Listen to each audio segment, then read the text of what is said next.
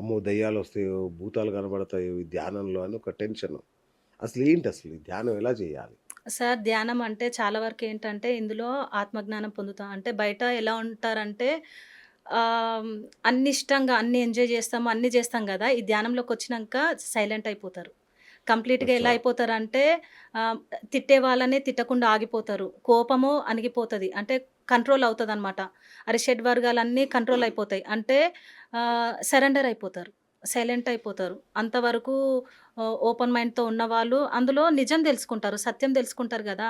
ధ్యానంలోకొచ్చిన తర్వాత వాళ్ళకి అర్థమైపోతది. Life reality ఏంటో వాళ్ళకర్థమైనప్పుడు వాళ్ళేమైపోతారు సైలెంట్ అయిపోతారు. అన్నిటికి ఓకే. ఒకప్పుడు కోపమొస్తే అరిచేవాళ్ళు గూడా ఎందుకరవాలి? ఒకప్పుడు అన్ని క్వెషన్స్ ఉండేయి. ఇప్పుడు ఇక్కడంతా ఆన్సర్ దొరికిపోతది. దొరికినప్పుడు సైలెంట్ అయిపోయినప్పుడు ఎదుటి వాళ్ళకేమనిపిస్తదంటే ఇలా అయిపోయారు. ఓకే. సైలెంట్ అయిపోయారు. ఇంకా పిచ్చోల్లాగా ఎళ్ళిపోతారు ఇంట్లో నుంచి.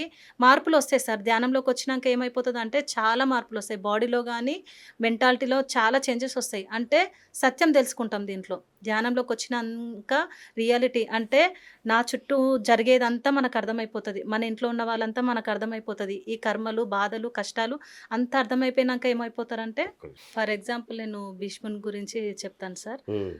ఇప్పుడు మహాసంగ్రామం యుద్ధంలో భీష్ముడు అంపశయ్య మీద పడుకుంటాడు. అవును. బాణాలు అన్నీ తగిలి ఆయనకి రక్తం కారుతూ ఉంటది. అప్పుడు అవును. శ్రీకృష్ణుడు వస్తాడు. వచ్చినప్పుడు శ్రీకృష్ణుడిని అడుగుతాడనమాట భీష్ముడు. ఏమని అంటాడంటే, "చూడు నువ్వెలా చేశావో, నేను గత జన్మ 10 జన్మలు నేను చూసుకున్నా. ఏ జన్మలో నేను ఏ తప్పు చేయలేనో అయినా గూడా నాకు ఈ స్థితొచ్చింది" అని అడుగుతాడు. కృష్ణుడిని అడిగినప్పుడు కృష్ణుడు ఏమంటాడు, "10 జన్మలకు ముందు నువ్వేం చేసినావో గుర్తు చేసుకో" అని అంటాడు. అప్పుడు ఆయన అడవిలో ఒక రాజనమాట. అడవిలో నడుచుకుంటూ వెళ్ళిపోతుంటాడు. వెళ్ళిపోతుంటే ఒక పాము తన దగ్గరకొస్తదనమాట. వచ్చినప్పుడు ఏం చేస్తాడంటే అడ్డుగా ఉందని చెప్పి ఆ పాముని తీసి ముళ్ళల్లో ఏసేస్తాడు. ఆ ముళ్ళలో ఆ పామేందంటే బయటికి రాడానికి ఇరుక్కుంటూ ఉంటది. ఇరుక్కొని మొత్తం చుట్టుకొని రక్తం కారుతూ ఉంటది. అదే కర్మని ఈయన తెచ్చుకున్నాడిక్కడ. ఓహ్! అప్పుడు ఆ రాజు చేసిన కర్మ ఉంది గదా! ఆ కర్మ ఇది ఇక్కడ తెచ్చుకున్నాడు భీష్ముడు. ఇప్పుడు ముళ్ళ పైన ఆయన పడుకున్నాడు. ఆ కర్మ సిద్ధాంతం అలా ఉంటదనమాట. అబ్బబ్బబ్బా! అక్కడ హ్మ్. గత జన్మలో ఒక రాజుగుండి ఒక పాముని ముళ్ళల్లో ఏసినందుకు ఈ జన్మలో ఆపశయ్య మీద పడుకొనున్నాడు. ఇంకోటి మ్యామ్, ఇప్పుడు గుళ్ళల్లో దేవతలకి జంతు బలులు చేస్తుంటారు. అవును సార్. ఇక్కడి నుంచి కాదు ఇండియా అంతా ఉందది. కామాఖ్య దగ్గర నుంచి ప్రతి చోట అవును ఉన్నదే. సార్. మన గ్రామ దేవతల వరకు. అంటే దేవతలు ఇట్లా మూగలేని జీవాల్ని నాకు బలివ్వండి అని అడుగుతారా? అసలది మనలోని ఏమన్నా అదా? మనిషిలోని క్రూరత్వమా? స ఏంటి సమస్య? సార్ ఇది ఎలా అంటే ఈ జంతు బలులు ఎలా వచ్చాయంటే పూర్వము పంటలు పండించేవాళ్ళు.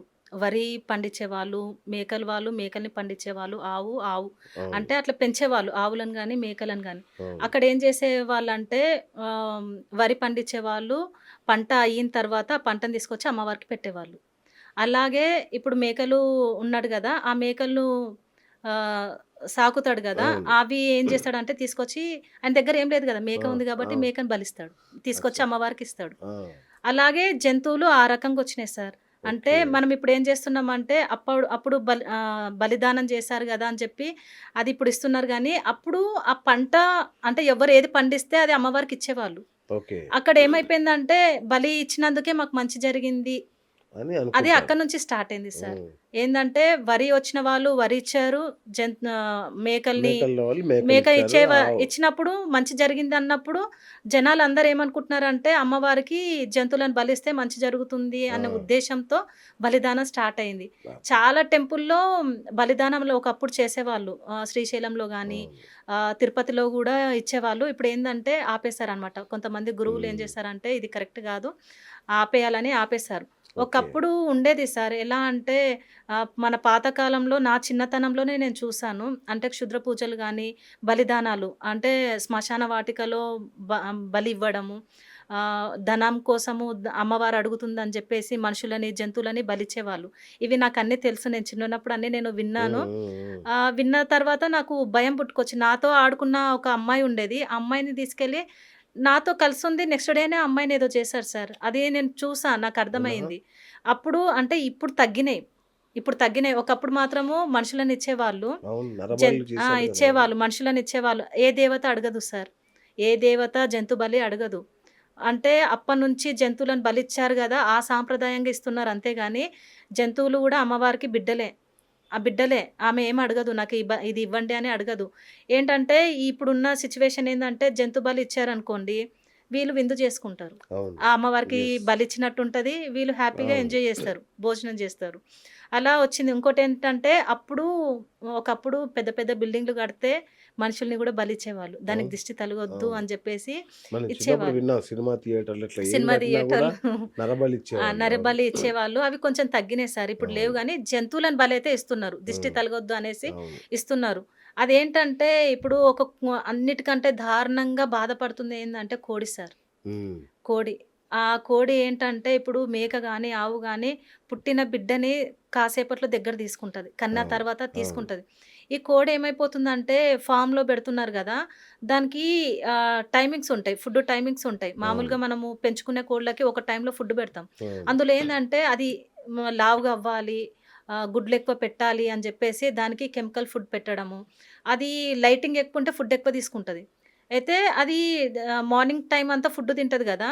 అయితే ఆ వెలుతురుకి వీళ్ళేం జేస్తారంటే లైట్లు ఎప్పటికేసి ఉంచుతారు. అంటే దానికి తెలీదు. అబ్బా! అది ఆ! వెలుతురే ఉంది తెల్లారి మార్నింగే అని చెప్పేసి అది ఫుడ్ కంటిన్యూగా తిని చాలా లావయిపోతది.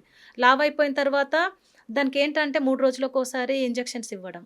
ఆ! దాని బాడీ అంతా తూట్లు సార్ మొత్తము. అసలు దారుణంగా బ్రతుకుతుంది ఏంటంటే ఒక కోడి. కోడియే. అబ్బా! అది పిల్లని కోడిని కోడి నుంచి గుడ్డు బయటకొచ్చిన వెంటనే దానికో నెట్టుంటది. ఆ నెట్‌లో నుంచి అది జారిపోయి ఒక బుట్టలో పడిపోతది. అవును. తన బిడ్డని నా దగ్గర తీసుకోలేదు. అదెంత నరకం. ఇప్పుడు మన హ్మ్. పిల్లని కనంగానే లాక్కెళ్ళిపోయారనుకోండి ఎంత నరకం ఉంటది. అమ్మో! అలాంటి అలాంటి హింసని మనం తింటున్నాం సార్. ఇప్పుడు ఒక బిడ్డని దూరం జేసి, దానికి కెమికల్ ఫుడ్ బెట్టి, దానికి ఇంజెక్షన్స్ ఇచ్చి, దాన్నంత టార్చర్ బెట్టి, ఆ హింస కూడా మనం తిన్నప్పుడు మన శరీరంలో ఆ హింస మనకు మంచిది గాదు సార్. హ్మ్. అనారోగ్యం దాని వల్లనే వస్తుంది. అవునా? హింస నుంచే. అది అంటే హింస. అవి పడే బాధ బాధ. నరకయాతన నుంచే ఈ క్యాన్సర్‌లు, రోగాలు అంతేనా? అంతే సార్. అబ్బా! ఆ బాధలు. అది పడుతున్న బాధ ఉంది గదా! ఆ బాధ హ్మ్. ద్వారానే మన బాడీలోకి ఆ అనారోగ్యాలు అనేటివన్నీ వస్తున్నాయి. హ్మ్. మామూలుగా మన ఆహార చక్రంలో మాంసం అనేది చాలా సహజంగా ఇమిడిపోయింది. అంటే ఒక జంతువుని ఇంకొక జంతువుని చంపి తినడం, ఆ! దాన్ని ఆహారంగా వాడుకోవడం అనేది సహజంగా జరుగుతుంది. ప్రకృతిలో ఉన్న నియమం గదా ఇది. అంటే ఇంకోటి మనకేం జెప్తారంటే మాంసం తినకపోతే బలం రాదు కంపల్సరీ. డాక్టర్లు గూడా సజెస్ట్ చేస్తారు. అవును. యానిమల్ ప్రోటీన్ ఉండాలి హ్మ్. కంపల్సరీ అని కూడా చెప్తుంటారు. మరి అంటే చంపి తింటే గాని మనం ఆరోగ్యంగా ఉండలేమా? సార్ నేను ఇంకోటి గూడా చెప్తాను. రామ్మూర్తి నాయుడు కోడి అనేసి, రామ్మూర్తి నాయుడు. కోడి ఆ! రామ్మూర్తి నాయుడు అనేసి ఆయన వెజిటేరియన్ ఆయన. Vegetarian sir. అవును. ఆయనని ఇండియన్ బాహుబలి అంటున్నారు. అవును. ఆయన చెస్ట్ మీద 20 ఇయర్స్‌లో చెస్ట్ మీద ఒక ఏనుగుని 5 నిమిషాలు నిలబెట్టుకున్నాడు. అబ్బబ్బా! 5 నిమిషాలు. ఒక రైలు ఇంజిన్‌ని చేత్తో ఆపేసాడు. అవును. ఆయన వెజిటేరియన్ సార్. అంత బలం ఆయనకెక్కడి నుంచొచ్చింది? ఓకే. ఇప్పుడు అంటున్నారు ప్రోటీన్, విటమిన్ కోసము తినాలి, తినాలి అంటున్నారు. మరి ఆయన ఏం తినలేదు గదా! ఆయనకంత బలం ఎక్కడి నుంచొచ్చింది? హ్మ్. ఎక్కడి నుంచొచ్చింది సార్? ఇప్పుడు బ్రాహ్మణ్స్ ఉన్నారు. వాళ్ళేం తినరు? వాళ్ళు హ్మ్. బ్రతకట్లేదా? హ్మ్. సో, కాబట్టి అవసరం లేదు. అవసరం లేదు. అంటే ఈ ఆకుకూరలు, పండ్లు వీటిలో గూడా చాలా ఉంది సార్. హ్మ్. దీంట్లో ప్రోటీన్స్, విటమిన్స్ అన్నీ ఉన్నాయి దీంట్లో గూడా. హ్మ్. అంతెందుకు నన్నడుగుతారు. ఒకప్పుడు నువ్వు తిన్నావు గదా! ఇప్పుడు తినొద్దని చెప్తున్నావు అంటే అప్పుడు హ్మ్. నాకు జ్ఞానం తెలీదు. నాకేం జ్ఞానం లేదు తెలీదు. గదా! అది. లేదు నేను తిన్నాను. కానీ ఎప్పుడైతే నేను తెలుసుకున్నానో ఇది హింసకూడు, ఇది తినగూడదు, అది తింటే అది పాపము, అది హింస చేయగూడదు అని చెప్పేసి నేను దాన్ని ఆపేసాను.